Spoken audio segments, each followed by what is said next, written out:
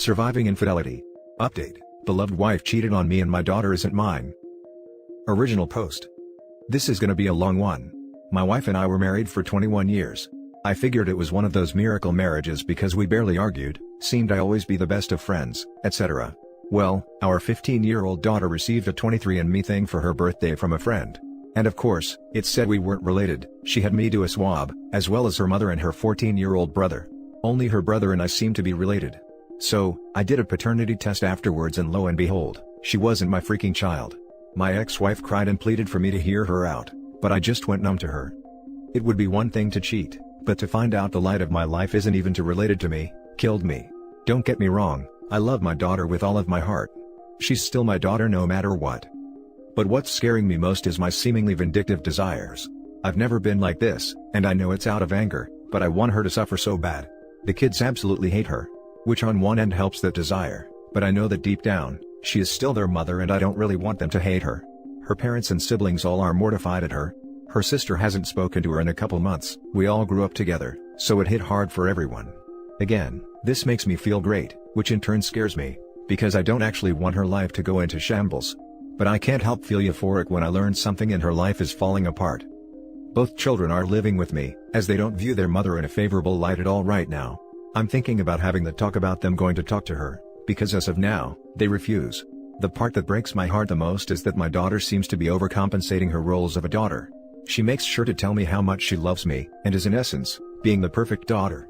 But I can tell it's because she knows that she isn't biologically mine, but she desperately wants me to know how much she values me. I'm actually going to talk to her tonight about that. To tell her that she doesn't have to act differently.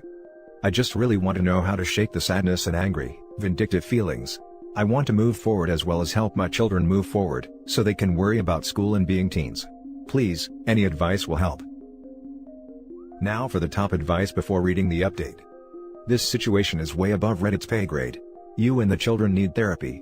ASAP. Having said that, let me offer a few pointers from my own experience. Kids don't care about biology. Your daughter will always see you as her father.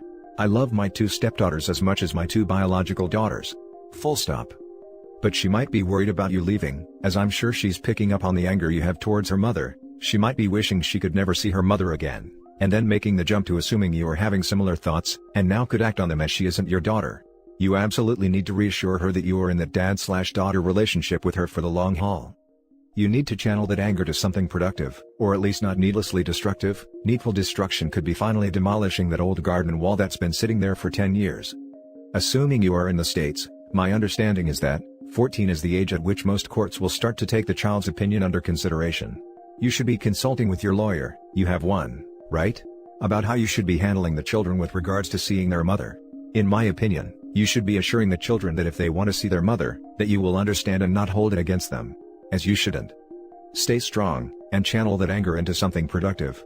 Get therapy. Talk to other infidelity survivors. Don't drink to excess. Start working out if you don't already.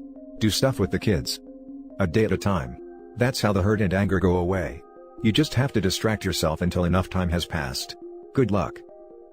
Having found out my dad isn't my biological dad, I cannot stress this enough. Get therapy for you and the children. It really messes with your head. It sounds as though you are a loving and wonderful father. I don't necessarily think that anger is harmful as long as it doesn't push you to bad decisions. You should be angry. And that anger will get you through the early part. It will be replaced soon enough. And your children should be angry at her as well. They have grown up with a liar. They may or may not come to not hate her. My mother's infidelity in my teens has remained with me for 40 years now. I have no use for her and she can die alone when time comes. Sorry you have joined us in this club, but there are good and helpful people here. You're still carrying the water for your wife. Stop that. Let the kids decide by themselves if/when they want to talk to their mother. It's their relationship. Please don't force your teenage kids to interact with their mother. As a child whose father forced him to see his mother, I hated them both for it. I understood why, but it didn't change how I felt. Just like you, your kids need time to process this.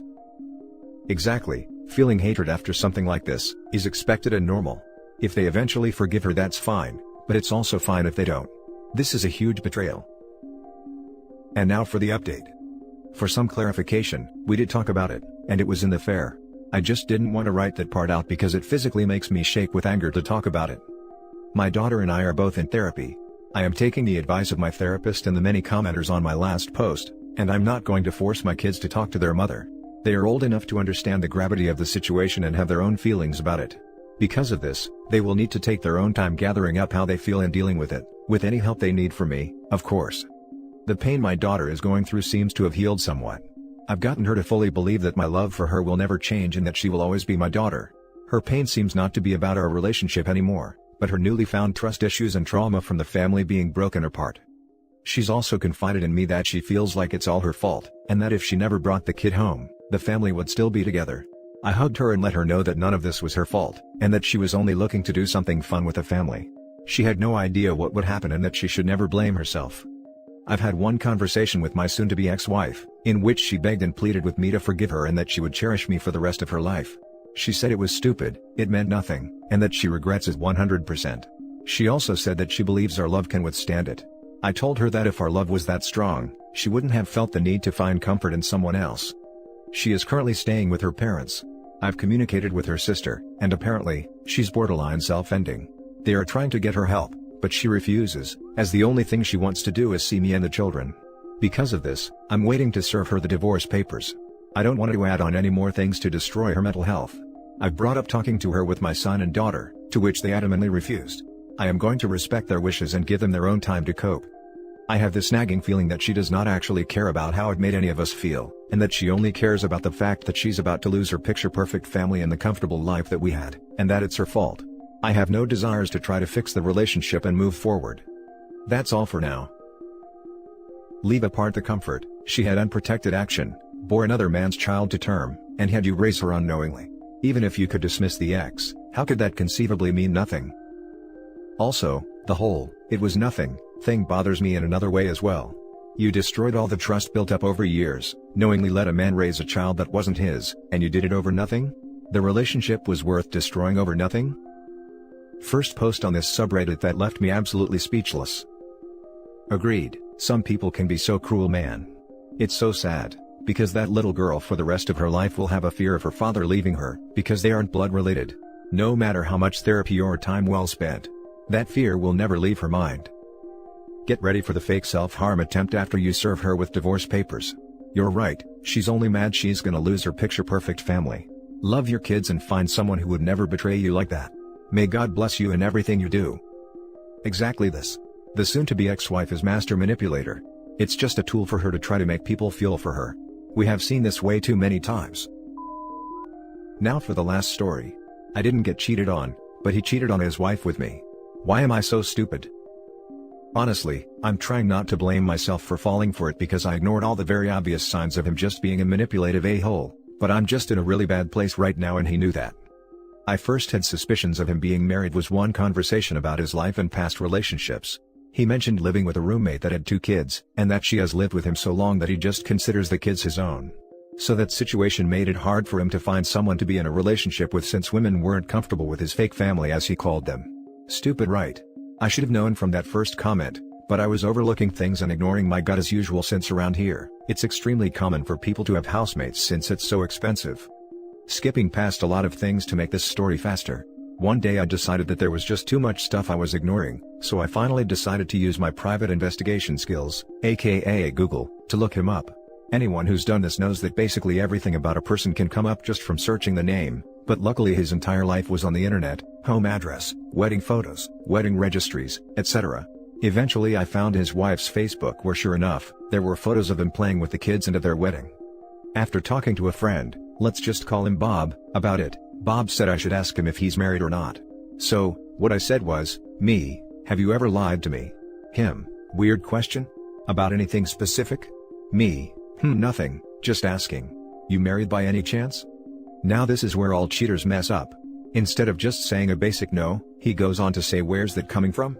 Out of curiosity? Like dude, it's a yes or no question. Then he goes on to make up some BS excuse saying how he only married her because she needed insurance for the kids, and that he had divorce papers ready for any time he found someone he wanted to start living with him, and that he hasn't kicked her out yet because he doesn't want to hurt the kids' feelings since they're like his actual kids. And like a freaking dumb idiot, I was like okay. Like I knew that was the dumbest freaking excuse I've ever heard. But I really needed support so I just kept talking to him. Fast forward to 2 nights ago, I had some crazy dreams. 1. Of me and him at a beach paddle boarding, and then he got dragged under and eaten by a shark. 2. I don't really remember the second dream, but I know it involved me, him, and his wife. But whatever I dreamed about made me want to Google more stuff. So, I found more of his wife's social medias since her Facebook was private with the exception of a few public profile photos, and sure enough, those kids are the spitting freaking image of this dude. And more wedding photos. And records showing they bought the house together. Anywho, after looking all this up, I finally just told him that I didn't want to speak to him anymore, and all he said was, "Lol, if that's your decision." Like bruh. Conclusion: honestly, I expect to get hate on this post and I'm okay with that because I really was done with this whole situation. Even though I wasn't in a good state of mind, all of this crap was so obvious, but I still went along with it. But I'm not even sad for myself because I'm young and have a while left to deal with more dramatic relationships, but his wife is going to be stuck with that cheating a-hole. I mean, she's really pretty and he's just literally nothing good about him aside from his fake personality. She could do better, and it really pisses me off that he doesn't acknowledge that the kids are actually his, and the fact that he literally refers to his wife as a roommate. That's completely disgusting. I did message her not about the cheating, but simply asking about this arrangement they had so she would get the idea without me having to say it directly, but I don't know if she'll ever see it since her Facebook was private. I don't know how often she uses it and we're not friends, so I don't know if my message will pop up on her phone. Also, he has read it, so I hope he sees this and I hope you go screw yourself with a broomstick. Edit: since this happened so recently, I'm still thinking about it and honestly, I should have stopped talking to him first time we met up. He tried kissing me but I didn't want to, and he literally grabbed my face to make me kiss him. He apologized a few hours later via text, but even though he apologized he kept being forceful with me after this situation.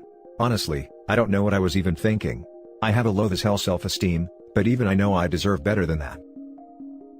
The time where you weren't sure about his marital status isn't on you. Once you found out, you become complicit, and that's when you have to get out of there. How old are you? What's the age difference here? Glad you got out of that situation, but definitely learn to recognize the red flags. I did message her not about the cheating but simply asking about this arrangement they had, so she would get the idea without me having to say it directly.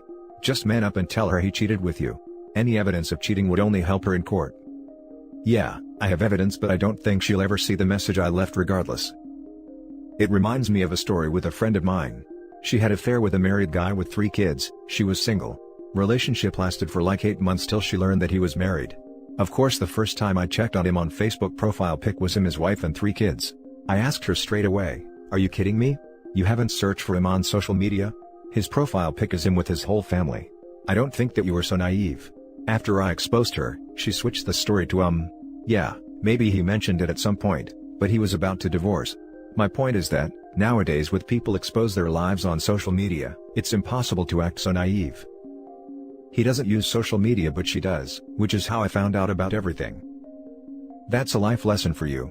If you haven't done the deep Google search on your partner before becoming exclusive, you're being pretty naive. One of the ladies I dated a few times prior to meeting my wife, had 5 divorces. Pleasant enough person, but needless to say, there wasn't a second date. I wasn't signing up to be number 6. For what it's worth, my wife's stepmom was locked down pretty well due to where she worked. The only thing found was an article written about her job, and the usual court and property records. He doesn't have any social media, so there was nothing to find on him. I found out everything through his wife's accounts, which were hard to find since most of them still used her original last name and not his. And that's it for this video, guys. If you have thoughts to share, leave a comment below. Don't forget to hit like and subscribe if you like this content. I'll catch you in the next one. Good day, everyone.